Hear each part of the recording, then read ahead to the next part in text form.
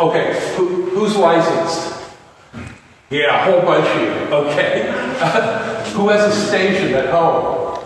Oh, okay. Who's made a contact in the last month? Yeah. Okay, we got hams. This is cool.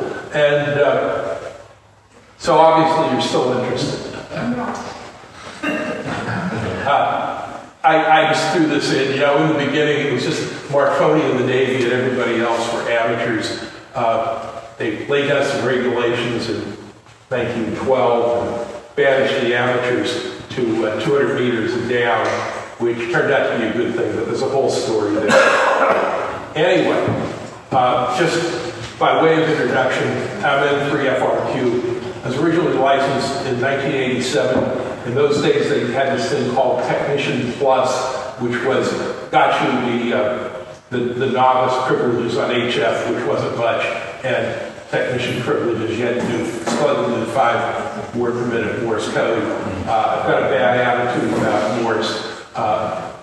So anyway, I worked a fair amount of 2-meter mobile. I was a road man over in Pennsylvania. We had people on repeater that I had a lot of fun there. Did a little CW, did a little 10-meter sideband. They lifted the code requirement wide open. I walked in and took the test, okay. And so now I'm an extra. I've maintained an HF station for a lot of years. Had some stuff set up over in Pennsylvania. We had 7 acres of trees and stuff in Flemington, so there were places for antennas there. Then I found myself living in a brownstone in Jersey City, but I managed to install a working HF station there as well. We moved to a slightly larger house, so I'm still more or less on the air. I was never overly active. I'm not a crazy radio guy. Most of my activity in recent years has been with the Military Radio Collectors Association. We go out a couple times a year with pack sets and whatnot, and set up antennas and talk over mountains and things. Although through that, one of the things I'm proud of is you had these people that saw each other once or twice a year at these meets, but they all had interest in this kind of stuff. So I said, hey, well, what we need is a radio net. And we took a frequency on 60 meters, which most of you probably don't operate, but nobody does. And I set up a net. These were mostly retired guys. Tuesdays, Thursdays, Saturdays at noon. And there's channelized stuff on 60 meters. Only one of them's an even megahertz for a carrier, and a lot of the military radios will only tune even megahertz, so we're on channel 3. That was started in 20.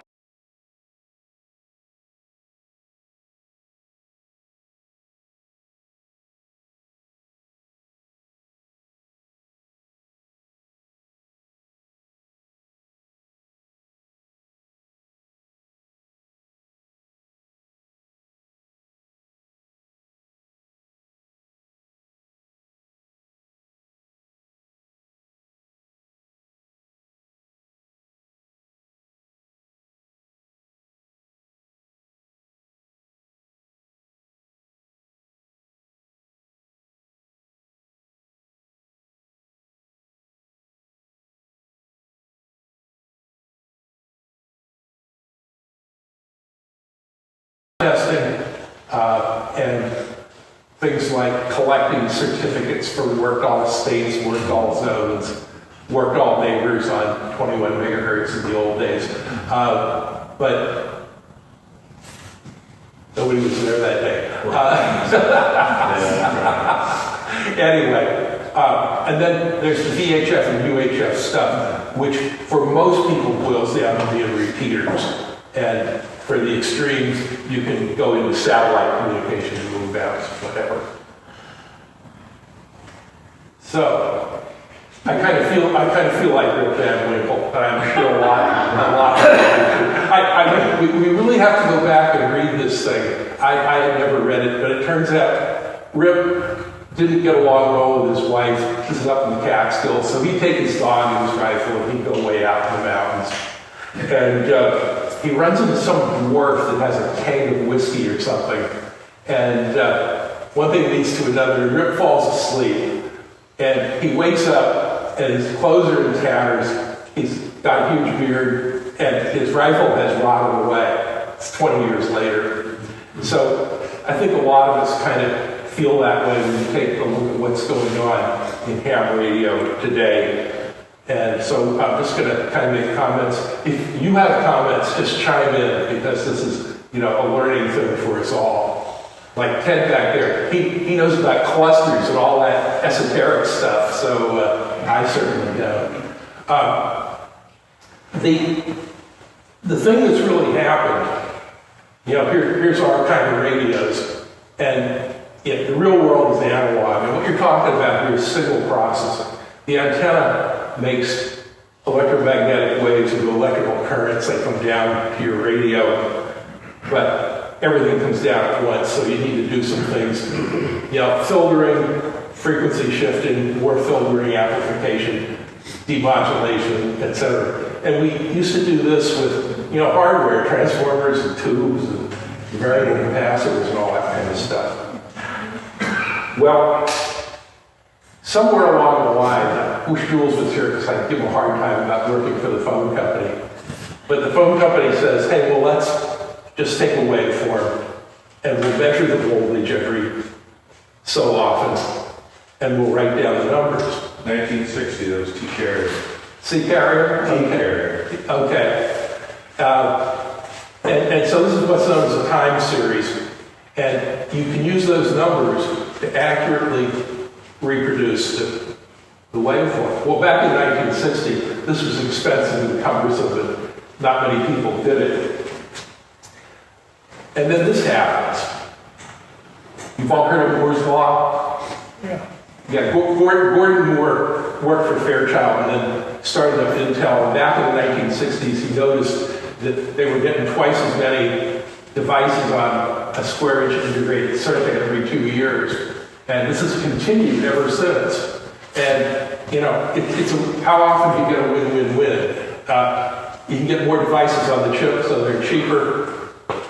They're smaller and closer together, so they run faster. And lower power consumption because everything's closer together, you don't have resistant losses and things like that. And so what this has done to us, this is kind of an interesting chart. I think maybe Ray Kurzweil did that. But this is thousands of computations. Let me tell you exactly what it is. Calculations per second per $1,000. And of course, Herman Hollerith back here with punch cards. It was pretty expensive. And this curve's almost straight, from 1900 to the present. And now we're up to these, like a Core i7 Intel processor is a whole lot of electronics. It's really fast and a whole lot of computations. And it doesn't cost much. And so what this has done to radio, here's a chip that's made for a cell phone. It's on the guy's finger here. Now there's still some analog stuff to get it down to a frequency where your A to D converter can act upon it. But then you just have ones and zeros in the computer, and you can handle cellular, Wi-Fi, Bluetooth, GPS, even FM broadcast. And it's smart. It's simply a matter of programming. There's no IF transformers. There's no variable capacitors. It just all happens. Here's another one that I took a look at for a display we're doing in the museum, trying to explain away the last 70 years in electronics. And this is the acronym here is System on Chip. And in the old days, you'd have different integrated circuit processes to do random access memory versus ROM, whatever, let alone analog. Now they can lay all that stuff down on one piece of silicon. There's a microprocessor here, there's I/O stuff, there's a bunch of analog, both audio and radio. And so they build things like this. You probably have these, the thing that hooks your mouse to your computer, little guy like that. Inside it's about this big. There's one integrated circuit. They don't even bother packaging it. They bond it to the circuit card and put some epoxy on it. Of course, this is high frequency, so you can have an effective antenna right here. They just fold it up a little bit. And does all this stuff at cost a lot. So we're living in a real different world. You know, we woke up and here it is. So I just sort of wanted to take a look at that. Shift gears a little bit. Of course, old timer is one of the ham phrases, but there's some advantages to being an old timer. Now you have some time to play. You're maybe not working every day. You also have the ability to be on the air when other people are working, and that's what led to the success of Moose and Squirrel Net. And hopefully you have years and years of wisdom. So maybe it's time to get back into the ham radio, get your stuff spun up, and enjoy it. I think most of you know frequencies. You have the high frequencies, 80 through 10, 160 through 10 meters. You have skywave propagation there. So you can have global communication without a network, just from one station to another. VHF and UHF, that mostly comes in, and there's other allocations all the way up into the microwaves, but mostly, at least as far as I'm concerned, that ends up being repeaters. And you know, the repeaters are dead too. I mean, we've been playing around with the 146.94 machine up in Watchung, and there's nobody on it. I know I've talked to Neville out in, where's Hamilton? Yeah. And a couple of the other guys. So if we just establish a culture where we pick a repeater and hang out on it, you know, there's conversations to be had that way. Anybody who understands the politics of repeaters and which repeaters are really good and all that kind of stuff, talk to us. You know, there's maybe some better place to go, but that was one we've been playing with.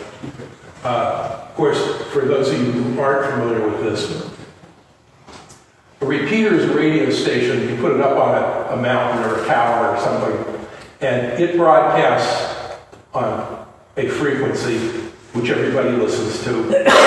And so this guy with his handy talkie over here, he broadcasts at a different frequency, which the repeater hears, and then sends that signal out on frequency A, so this guy over here on the other side of the mountain can hear it.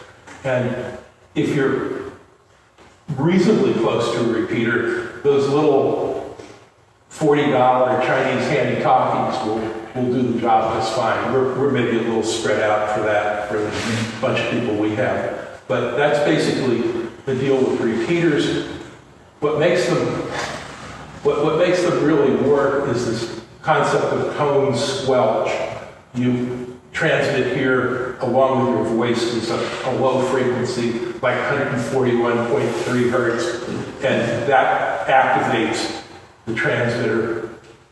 He transmits the same tone out here, so your radio can stay silent until it hears the tone from the repeater. So there's not all this noise that used to happen in old-time radio. This is basically, well, until things got modern and digital and complicated, this is how all your public service communications work. Police car radios and things. Broadcast to a repeater, cover a large area. I mentioned, well, there's nobody on. Here's a couple of exceptions. If you're just starting, you want to get back on the air. I did some AM in the old days. I've still got an AM station.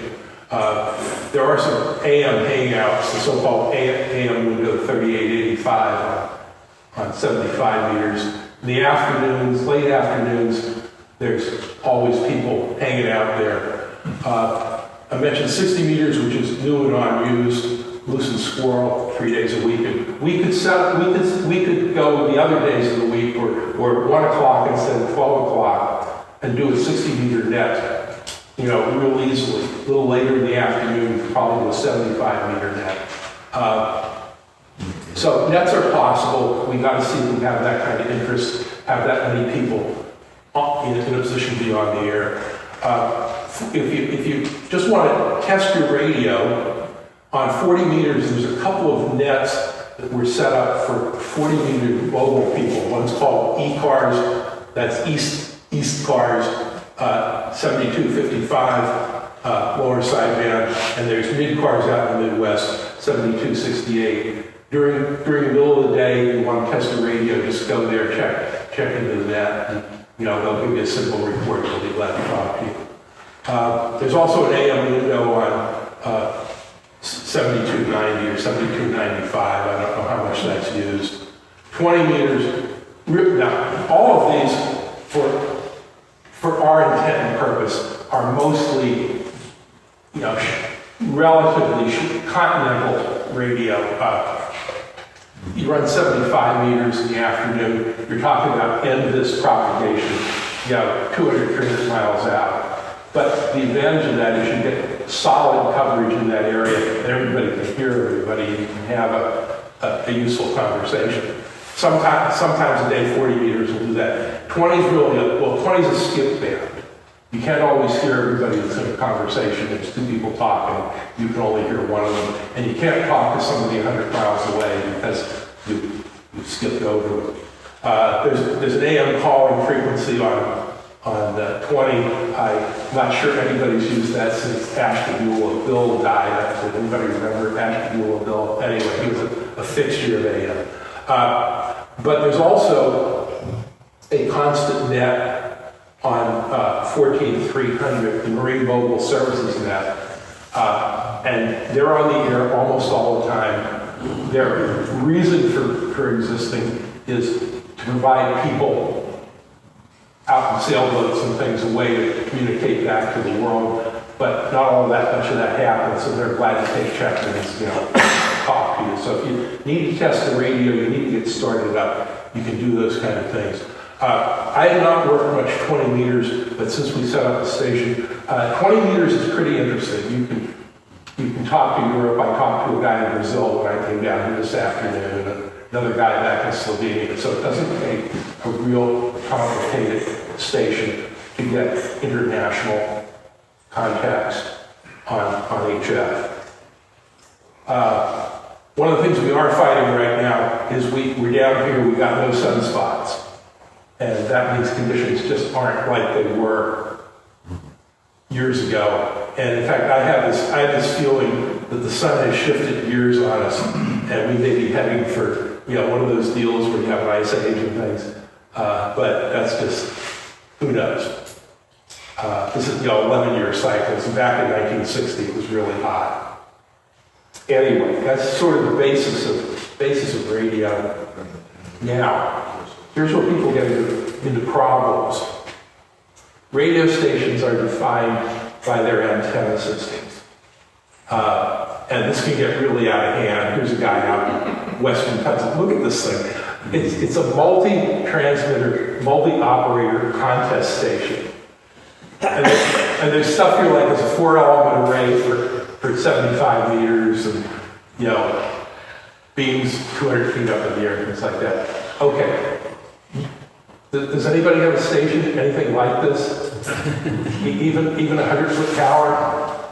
Okay. There we go. We got one. I knew we had one. I don't have one, but my friend in Virginia was gifted the top section of an AM broadcast tower 100 feet tall, and he had that installed when he moved there on his 5 acres of property. Right. So he's the only one I know with something remotely close to that, and that's how he got it. So anyway, I've done this for a while. I've set up stations in a number of places, and I'm a cheapskate. Okay, so let's review antennas just a little bit. You have Heinrich Hertz, and he's got a spark coil and a spark gap, a couple of elements out this way. Here's another one that's more accurate to what he did. He has brass balls on the end for capacitive loading. Anyway, that thing's this big, so that's a half wave. It's about 150 megahertz. Half wave is resonant. The wavelength here, here's the antenna. Current's maximum in the middle, no current flows at the end because there's no place for it to go to, and you have high voltage at both ends and minimum voltage at the feed point in the middle. I drew that out this way to remind everybody that every antenna has two parts, two halves. In this case, one half out one head, one out the other side. We call this a dipole or a Hertzian antenna. Got some advantages, got some disadvantages. Meanwhile, our young Italian, but only half Italian, his mother was Irish, Marconi, he starts messing around with Hertz stuff, but he was educated as a telegrapher. And you know where telegraphers get the rest of their circuit? In the ground. So he buried half his antenna. And so now you have antennas that are a quarter way up in the air, and the other half of the antenna is the reflection of that antenna in the ground. That's okay if you have a good ground. Maybe you do, maybe you don't. But there's two, basically, Marconi antennas and Hertz antennas, dipoles and monopoles. So, the inevitable dipole antenna, this is, I don't know, this is what they told you to do when you're a novice and all that kind of stuff. And so it's a half wave wire, insulator in the middle, coax feeding it. You might even want to memorize this one. You divide 468 by the length, by the frequency in megahertz, and you know how long your antenna needs to be. That takes care of the velocity factor, all that kind of stuff. Anyway, that makes a good antenna for one frequency. But there's still some issues like signal coming back down the shield and things like that. And really, what I want to do is I want to, you know, if 20 is not open, I want to get on 75 at night or something like that. So what you need is a multi-band antenna. And before we get there, here's the basic inverted L. You know, as much wire as you can get as high and as far out, just right into the shaft, and tune that up however you can. It's not a completely bad deal. Yeah, you can tune something like that up and make contacts, get a signal out. It depends on a lot of things, but if you don't have an antenna and everything else is too complicated, you can do that.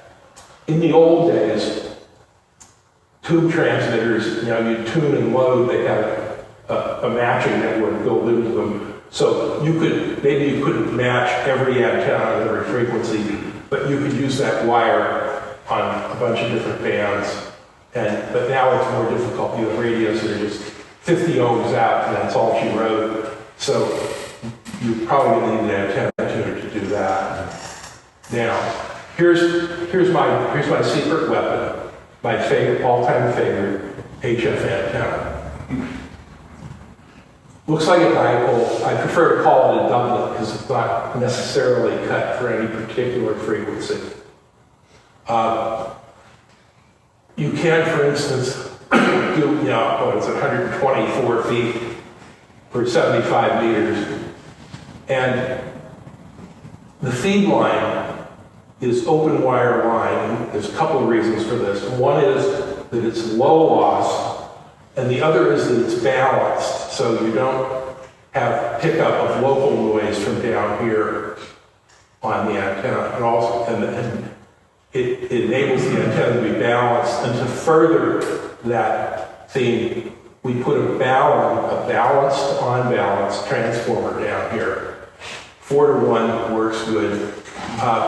This drawing is sort of showing old-fashioned ladder line. It was two pieces of wire and insulators connected across it. But nowadays, mostly what you find is this 450 ohm so-called window line, and even 300 ohm TV twin lead, which is becoming extinct, will work pretty well too. The rest of the system is down here. You have an antenna tuner that will make up the difference in in impedances here, so you can tune it almost anywhere. Now, some people say cut it for 80 meters and then run it on 40 meters. I think my attitude is that gets a little bit ugly, because on 80 meters it's 50 or 70 ohms here, and on 40 meters it's like 2,000 ohms here. But the reason for 450 ohm line is that's the geometric mean of those two extreme impedances, so you don't have a serious mismatch here or here. And because it's very low loss, you try to do this with coax, which is 50 ohms in the first place, you end up losing a whole bunch of your power heating up the coax. So balanced line works great. The way I've always done this is cut the antenna for 100 feet, which is too short for 80 and too long for 40. It's a tweener, so it's pretty easy to tune it to the frequency you want to use it on. And you can tune that on just about all of the HF bands. Occasionally, you may have a situation when you're setting this thing up that you end up changing the length of the feed line by 10 or 12 feet to get away from some inconvenient match. But we did real well with the 100-foot doublet over the museum down here. That was originally there as a broadband receive antenna. I have a secret matching network that allows an antenna like that to be a doublet above 2.5 megahertz and a T below, and we just fed that into a distribution amp and fed all our receivers from it. That design's kind of stolen from something that General Electric did for home radios in 1936. Long story, we put up a reverse engineered GE antenna the same day we raised the 100, so we've got a separate receive and transmit antenna. But this is the one I recommend. It's pretty easy to do, and like I say, the kicker is you need a tuner. Antenna supports, well, how do I hold this thing up in the air? Trees are your friend. Now, I just grabbed this drawing off the internet, and of course, bows and arrows, the illegal slingshot, or these air cannons or whatever, you throw a lightweight line up there and pull some rope behind it. This guy, I don't like what this guy did. You'll see some red lines in here. I prefer that my halyard go all the way around, so that if anything bad happens out here, I can get it down again.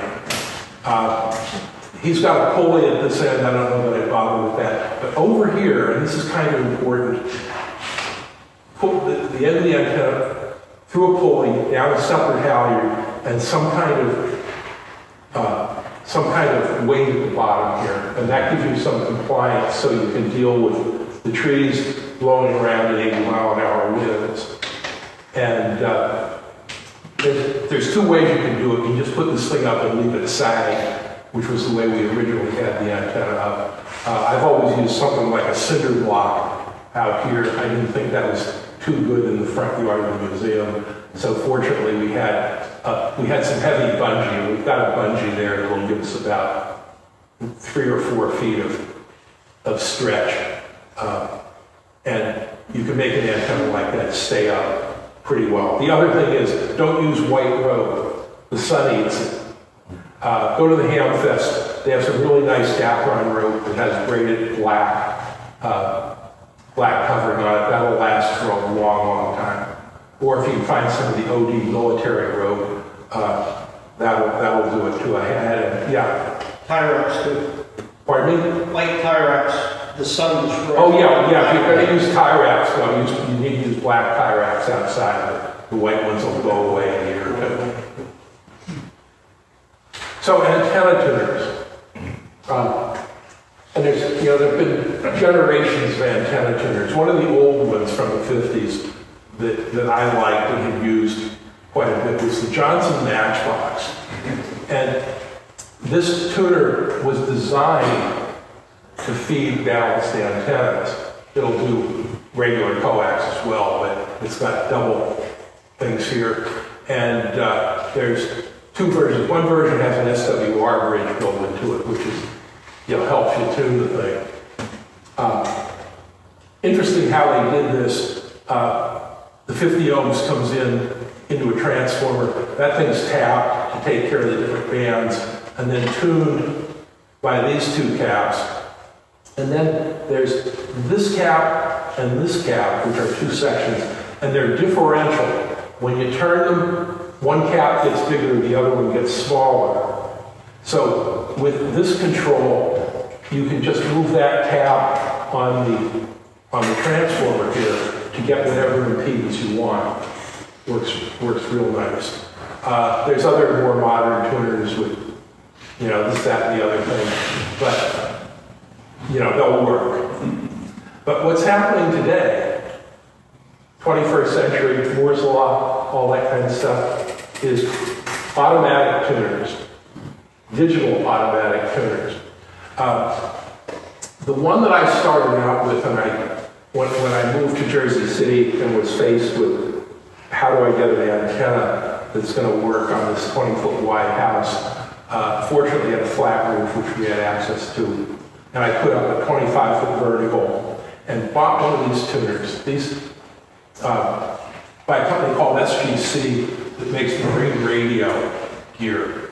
And you feed 12 volts up to it through a separate line, and you put it out in the weather at the bottom of the antenna. I laid some radials across the roof. In fact, some of them went down the drain pipe and got a little longer and things. And so you could just tune that antenna anywhere you wanted to, just by basically just by turning your transmitter on. Now, the way these things work, they got a microprocessor in them, and they detect the frequency. First of all, they're completely asleep until they detect the RF. They wake up, they count the frequency. If it's in their memory, they immediately tune to that frequency. If not, they go into a tune cycle and make noise for about 3 seconds and tune themselves up. I highly recommend these. These things were kind of expensive. Let's see what that price was there. Like almost $700. I bought a used one for about half of that. There are other alternatives. The one we're using in the station here is an LDG. I think I bought this one used for $100. They're 184 list. Now, these need to be right in your operating position because you need to poke at the buttons, but they still do the automatic tuning thing. MFJ, who I don't know much about, although they build and advertise a lot of ham gear. One of my old friends said it stood for mighty fine jug, so I was a little bit standoffish. But they've got a remote tuner a lot like the SGC for a bunch less money, so I don't know if anybody has any experience with that. That might be helpful. What goes on in that tuner? It's this kind of high network thing. You've got a variable cap, a variable inductor, another variable cap. So you could tune almost any antenna. In fact, they maintain that they'll tune an 8-foot whip from 2 to 30 megahertz. Okay, the proverbial wet noodle. And the way they do that, these yellow things here are inductors. They're all in series, and they have relays that short out the ones you don't need. Over here, there's a bank of capacitors. They have relays that add them up. They're in a 1, 2, 4 sequence, same on the output. And so, like I said, they take 3 seconds, they rattle all these relays. They're latching relays, so once they're set, they can take the power away and you're all tuned up. And then when you come back to the frequency, you just puff into the mic and it tunes, the light lights up and you're there. So I strongly recommend, if you want to play around, you want to get on more than one band, you don't want to get all complicated with 5 antennas or any of that kind of stuff. An auto tuner and a doublet with twin lead is where I suggest you start. It doesn't cost all that much money. I found the SGC manual for their tuner. I thought there was some really interesting stuff in here.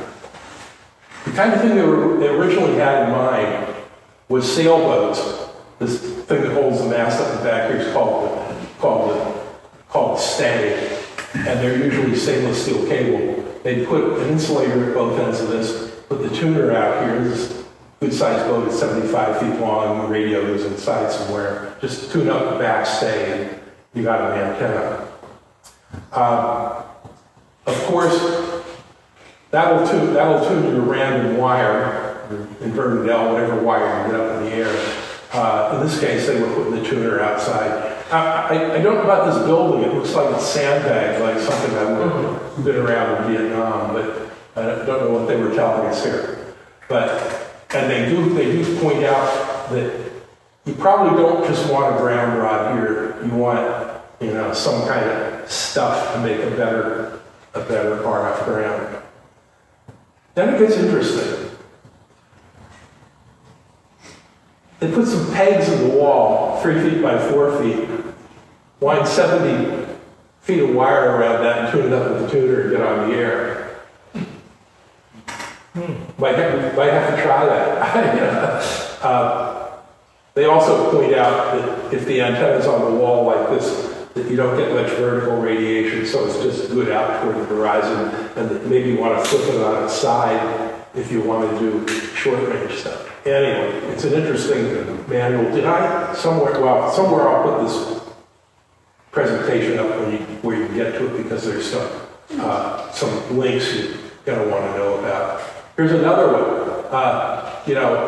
Make a flagpole out of PVC and hide an antenna in it. Again, you need some grounds, and they put the tuner right out of the flagpole. This is kind of interesting. Just hide an antenna up your house wherever you can. They suggest maybe using TV standoff insulators so that your wires are directly against your chimney, etc. But again, taking advantage of the coupler close to the feed point of this thing. I guess you could sneak in a window and do the cheaper coupler at your operating position. But get some wire up and see if you can get on the air. That's what it comes around to. I don't know, do we need to talk about upgrading licenses? Is everybody a general or more? Bunch of technicians and things. To do HF, you really need to have a general license, although they're talking about extending some additional HF privileges to technicians, but I don't know when that happens or what it really means. But the testing is not the horrible thing that it used to be. There are sample tests and study guides on the web. The whole sample pool is public. It's multiple choice. And for general, one of the main, there's regulation questions. You got to kind of know where the band edges are and things like that. And then there's some technical stuff. But generally, it's just, wavelength versus frequency or Ohm's law or something like that. And you go through the sample test, and when you find a question you can't do, then you open the radio amateur sample and figure out how to do it and take the calculator with you. And so it's not a horrible thing to pass a general test. Also, in the old days, you had to go see the FCC at the courthouse or something for all of this. For the last 30 years or so, they have this thing called the Volunteer Examiner Coordinator. And there are volunteer examiners, they're hams. They're all over the place. And many ham fests have a VEC session. You can go and take the test, and it's usually pretty low pressure. I've heard of people, fail the test, they'll let you take it again. They're interested in getting people licenses. So it isn't the horrible thing it was in the old days. When I came out of the Army, I didn't know what I was going to do, and I decided I'd get an FCC first class telephone license to a radio station. And sure enough, I had to go to the courthouse in Philadelphia to take this exam, but it's much easier than that. Okay. Rick Van Winkle and all that stuff, and I kind of enjoyed this. When we set up the station, people said, "Oh, why don't you put an S line in there or Drake equipment or something like that?" Well, nobody can operate it, and a passerby isn't going to understand what's going on anyway. So my approach was, modern equipment with computers attached. And I have a Yaesu FT950 that does a pretty nice job of this. And we've procured another FT950 from the Joe Crow estate, so I can take mine home now. So we got some pretty nice stuff back there. And some of the things you do now that you didn't used to do. Okay, so there's a computer on your desk, and you've got the various programs in the tray. One of them is the web browser. Do you all know about QRZ.com? Website. You go there, and well, they make you register and log in. I think you have to have a valid hand call. But you put the guy's call sign in there, press the button, and page pops up and tells you about him. In fact, I worked this guy in Slovenia this afternoon. I had just come back from his CQ and given him my call, and within 5 seconds, he was calling me Bill because Bill Zakowski is the trustee for the W2 And so what we did, we set up our W2 RTM page on QRZ with our logo, picture of the Marconi site, and there's hyperlinks in here to the Radio Club, to InfoAge, and to our W2 RTM webpage, which has a whole bunch of further Marconi information. And sure enough, you'd be contacting people, they go right to QRZ, and they're telling you that they like the picture on the page. So that's a 21st century thing. I think it's kind of essential, as a matter of fact. You can immediately figure out what's going on. Now, there's tabs here. This is the what they call it, biography tab or whatever. This is blank when you first set up your page, and a lot of people's are blank. But then next to it is this details tab.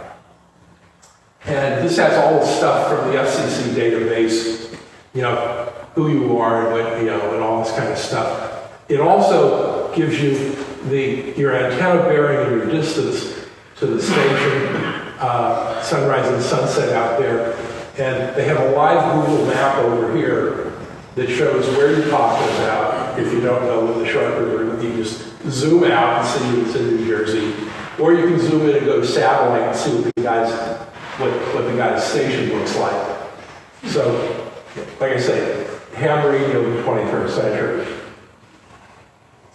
Okay, typical mid-range transceiver. This is the FT9000. Like most of the ones now will do 160 through 6 meters because it's all broadband and stuff. It doesn't cost them anything to throw 6 in there. About 100 watts PEP.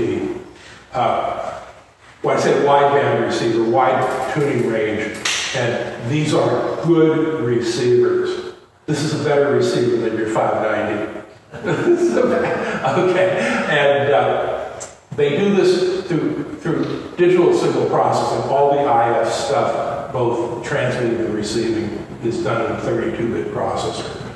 They don't cost all that much money. I think I paid $1,200 new for this a while back. Nowadays, you can get some that have, actual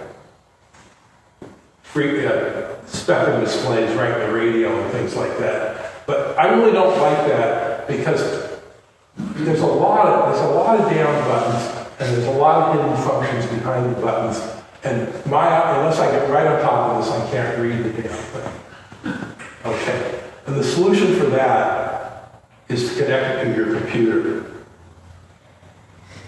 And you get something like this. This is a program called Ham Radio Deluxe, written by a crazy Swiss guy named Simon Brown.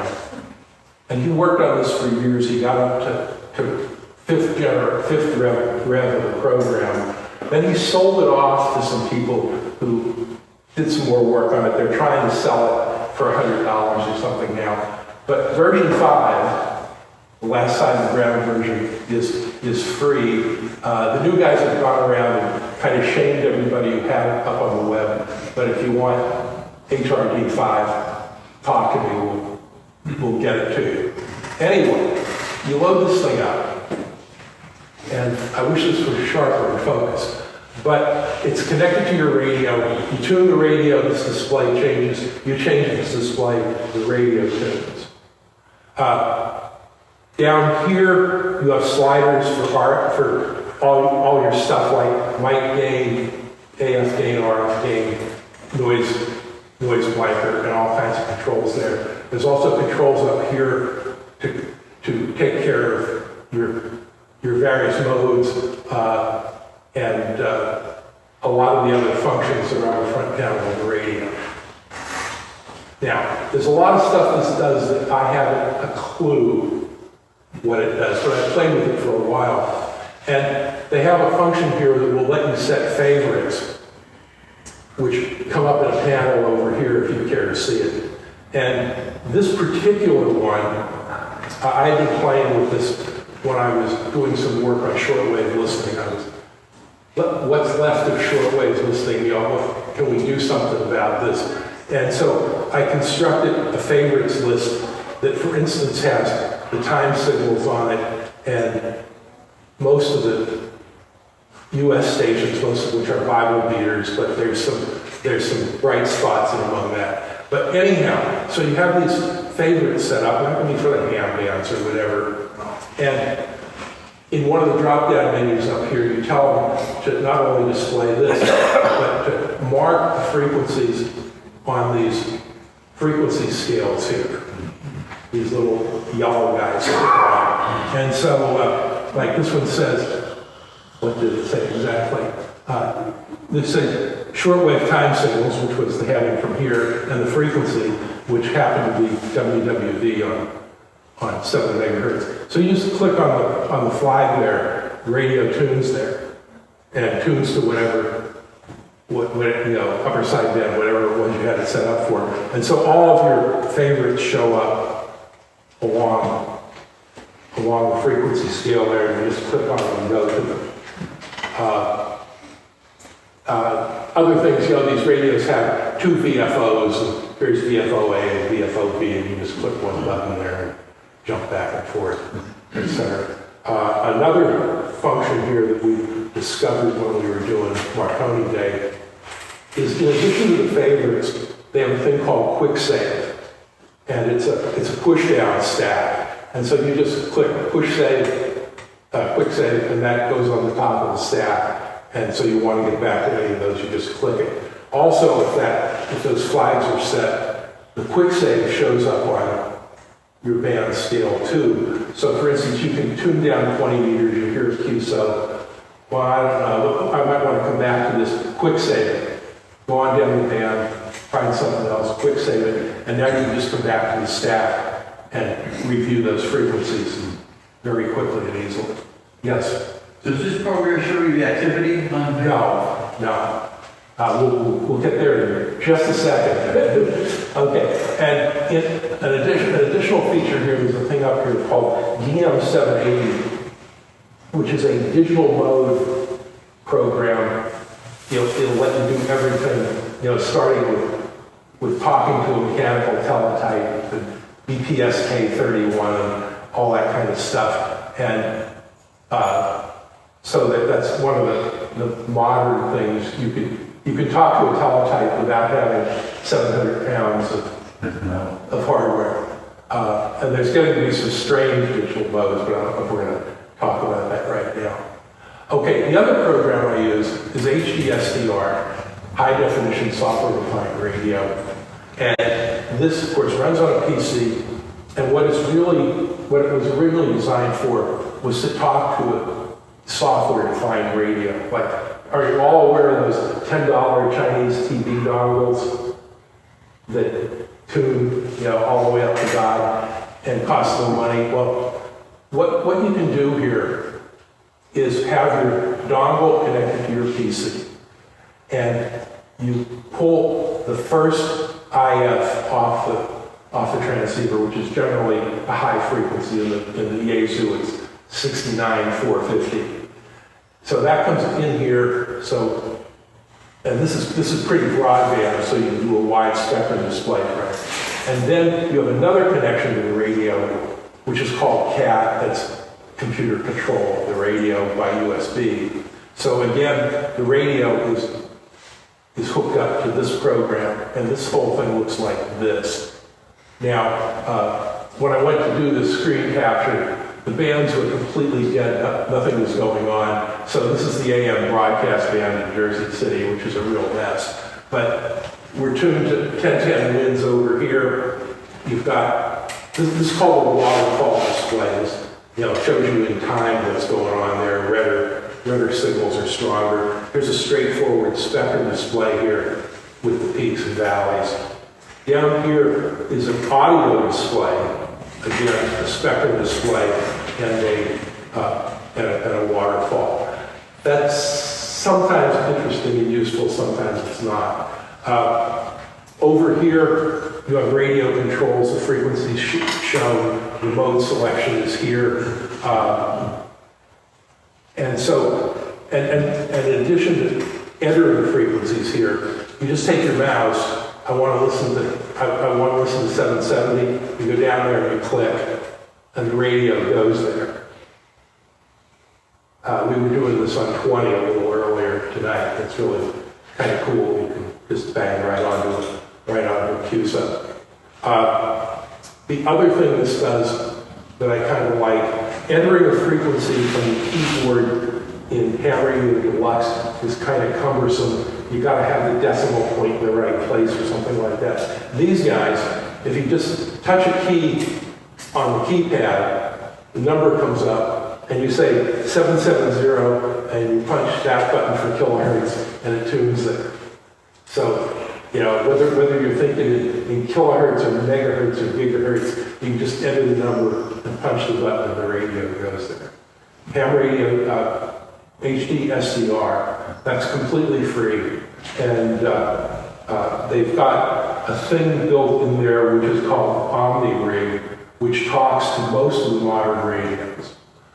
One of our guys here, we're looking down here, he's got a Kenwood TS590. We just went in the program with the OmniRig, it supports it. So all you need is a $20 cable, and you can hook up and control the thing. So anyway, a couple of other weird web things. There's this thing called the reverse beacon network. And by using software-defined radios, there are radios all over the planet, I don't know, there's hundreds of them, running as software-defined radios, and a program called CW Skimmer looks at 100 kilohertz of bandwidth, and when it detects a CW signal, it tries to get the call sign out of it. And so, just like you can operate the radio and know that you're getting out without having to talk to anybody. You send CQ a couple of times with your call. Now, I guess this has to be mechanically keyed. I'm a Morse dummy, but I have a little box that will key a transmitter from my cell phone, so that's the way I've been doing it. But here, and this shows up on the web page. You set a filter to say, look for N3FRQ. And so I called CQ on 80 meters, and sure enough, 4 of these stations heard it, these call signs. Now, this site is currently broken. They used to have a Google map that would show you where all these guys are. Hopefully they'll get this fixed, but apparently Google wants money now or something, I don't know. What's the call sign at the top left there? Pardon me?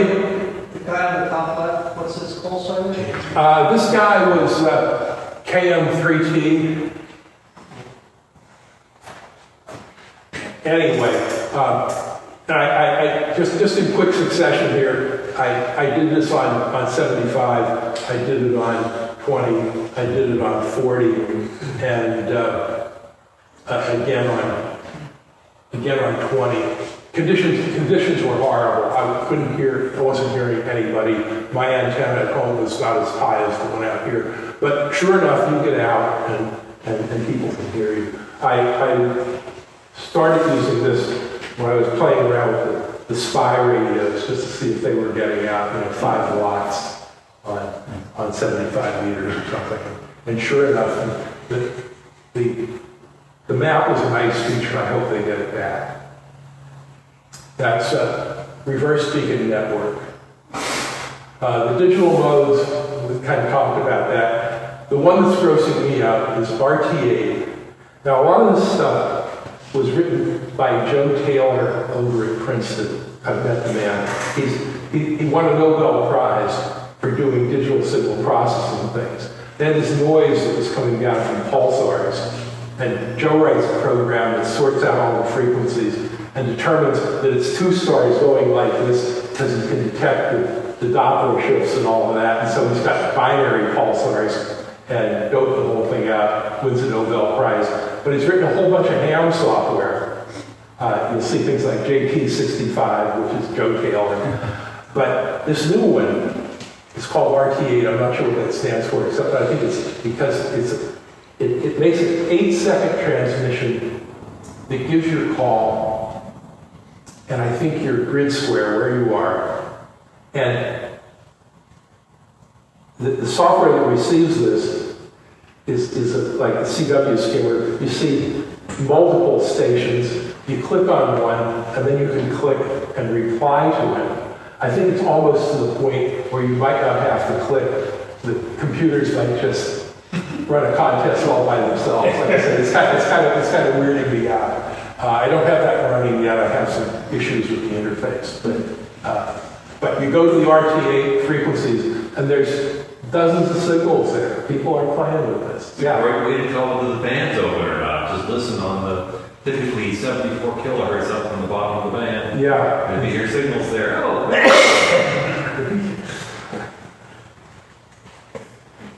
Tell me about Whisper.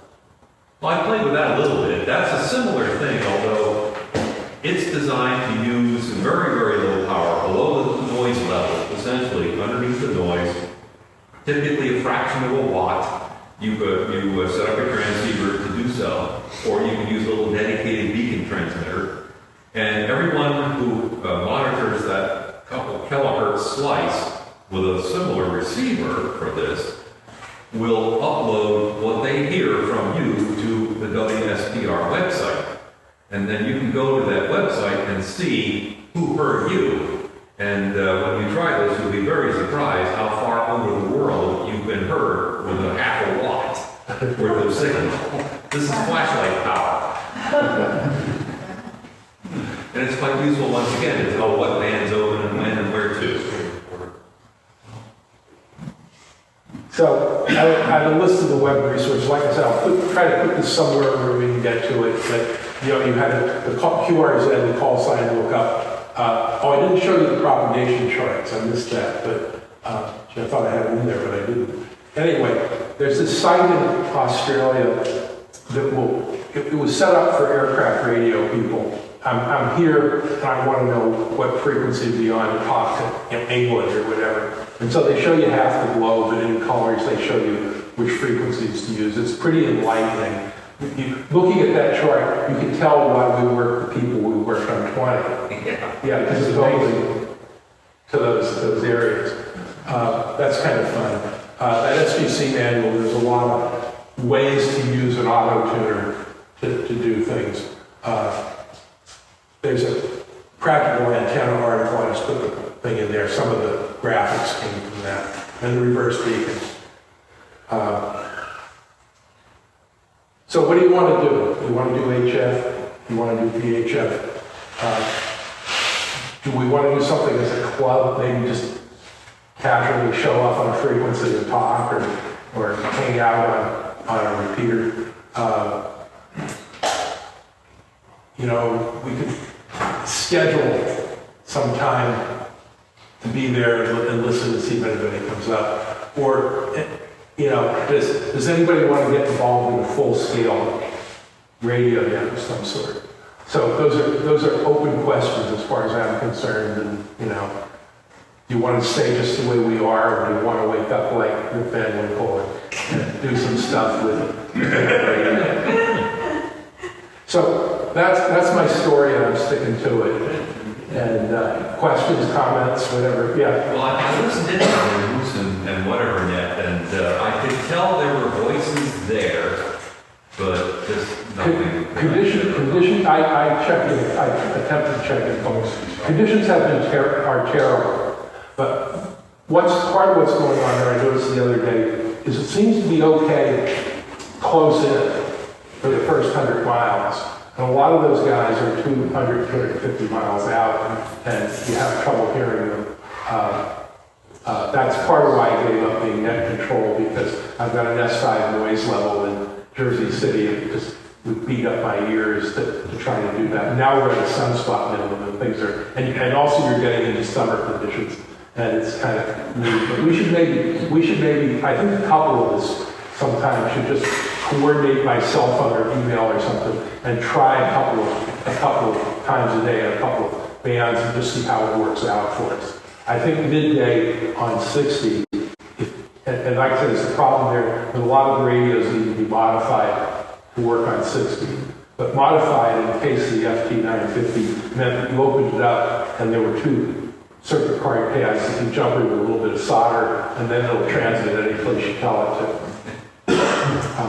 So anyway, those are some of the possibilities. Like I say, maybe there's a case for monitoring a 2-meter repeater somewhere, and 9.4 is the one that, you know, kind of popped up. I don't know, any other comments? Okay, well, thank you.